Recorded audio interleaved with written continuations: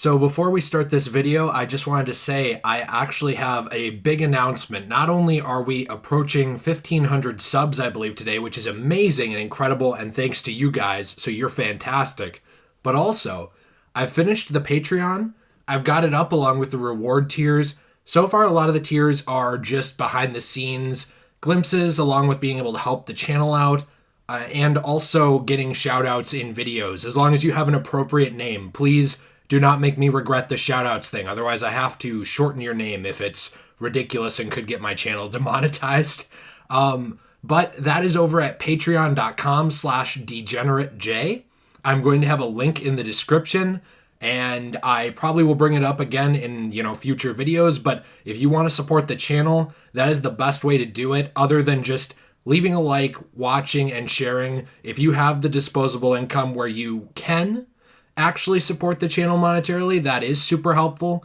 But if you don't, I don't want it to ever be a thing where you feel bad about it or feel like it's e-begging or making you feel like you have to give money to someone online. That's not the point of it.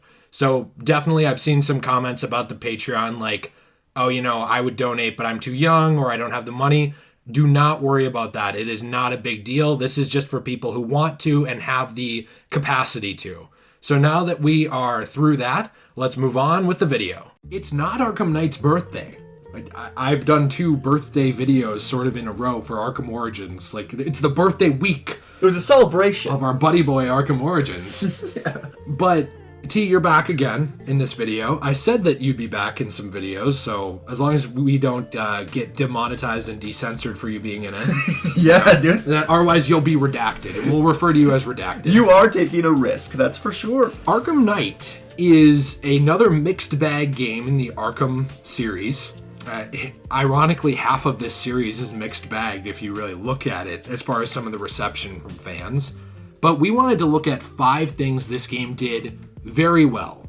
Sort of like the Arkham Origins video, but now we're looking at Knight. So the first thing we've got is the combat and predator sections. Yeah, it's the most polished out of all of them, which it makes sense. It's the last one, and they really they did such a great job with, as far as combat flow. Your combo meter. Your combo, I guess, it doesn't drop. Your combo doesn't drop. It doesn't feel like it just randomly falls off. Yes. All of the other games had some issues with that. I think City probably had the least. People argue about Origins and City, which combat is better. I noticed Origins, the timing is weird, where like you'll try to hit a guy on the ground. Sometimes it'll do it.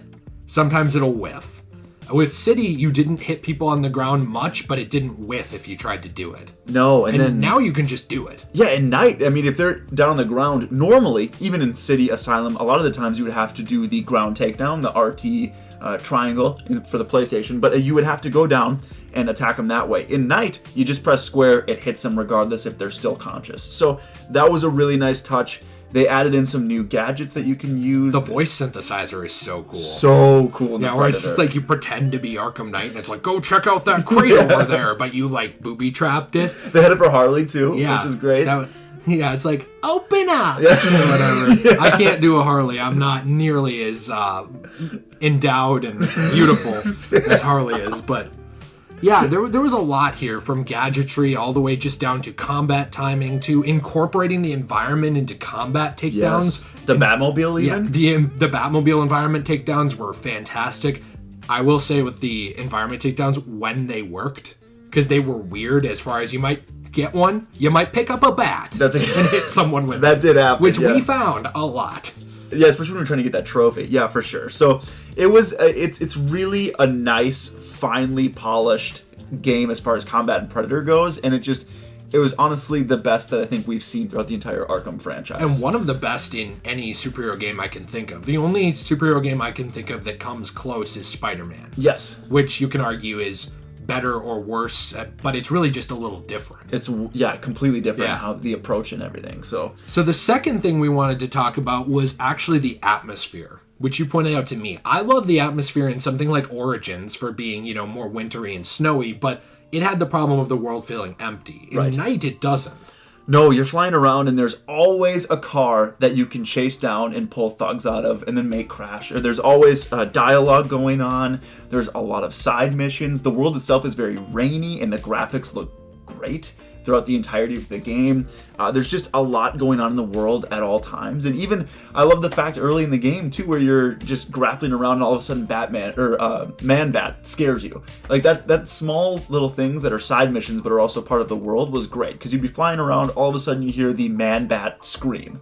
And then it's like, oh, I gotta go do that now. So, I mean, they did things like that throughout, and where it just felt like a very lively, action-packed world all the time. Well, and you know what? It also tied into different things happening in the story, too, where the world would change a little bit as the story progressed, from things like the fear gas attack, all the way down to, like, the Joker hallucinations affecting the world at times. There is a lot there to that world design. And even the intelligent idea to kind of go the Silent Hill route and use the rain to cover up draw distance problems that the game has, because the game is not perfect graphically, and especially running on current gen hardware, it needed some help, and the rain makes it look good no matter where you are in the map. Like, it can cover up any graphical problems that are around, because there's always water hitting a surface. Well, this was the first game where it didn't have load times, right? As you were going, like as you open the door. If you were playing on like a base PS4 or Xbox One, like if you're driving, okay, sometimes it would freeze and like have the bat symbol. Gotcha. But very few, and especially not on like the One X or the PS4 Pro. Well, I mean, when you like open doors too, it wasn't like it cut to black and do that. It just opened, which was a new thing for this game too. So it didn't lose its immersion very often, I guess. Yeah, I think there's a couple, but not many at all. Okay. And I think they did a fantastic job with how they actually did that compared to any of the other ones, especially Asylum, where that's happening all the time. All the time, yeah.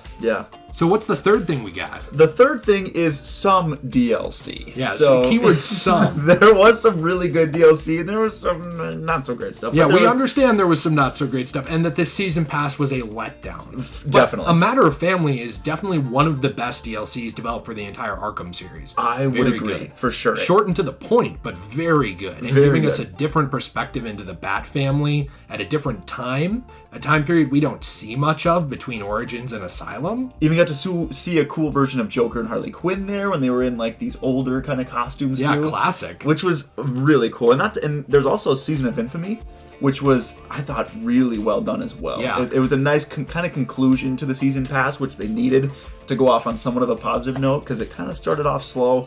And I mean, I would say the costumes that were and the character designs that were added in were really cool too. And a lot of them were free. If you didn't have the season pass, it was just, here's a free Christian Bale suit. And it was kind of stuff like that where they would, and I don't remember if that one was free. No, but well, yeah, I think a lot of them were in the season pass and a couple of them were just offered. Yes, and so there was some nice stuff in there too. So I mean, DLC wise, it was up and down, but there was some really good stuff that we liked. Yeah, absolutely. And I'm sure that DLC will come back in the things it didn't do that well as well. But in the meantime, you know, take it for what you will. I think Season of Infamy really rounds the game out. And if you are a first-time player, you just buy the season pass right off the bat and you play it with everything in it. I just went back and replayed the whole game that way.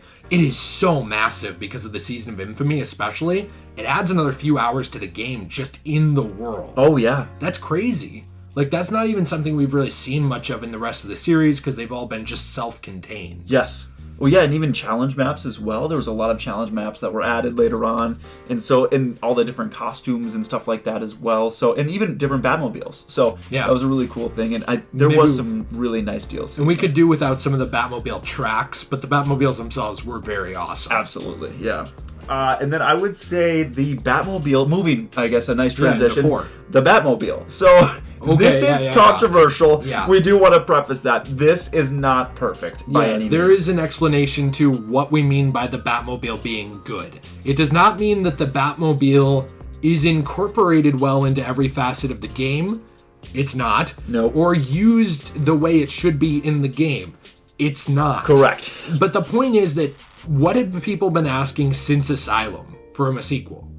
Can I drive the Batmobile? People had been asking that. And some viewers might be a little too young to remember that. That's okay. Others might be old enough, you know, like us, getting into an old man, where you do remember people online and like forums complaining like, yeah, but when can I fly the Batplane or drive the Batmobile or any of this stuff that has to do with Batman?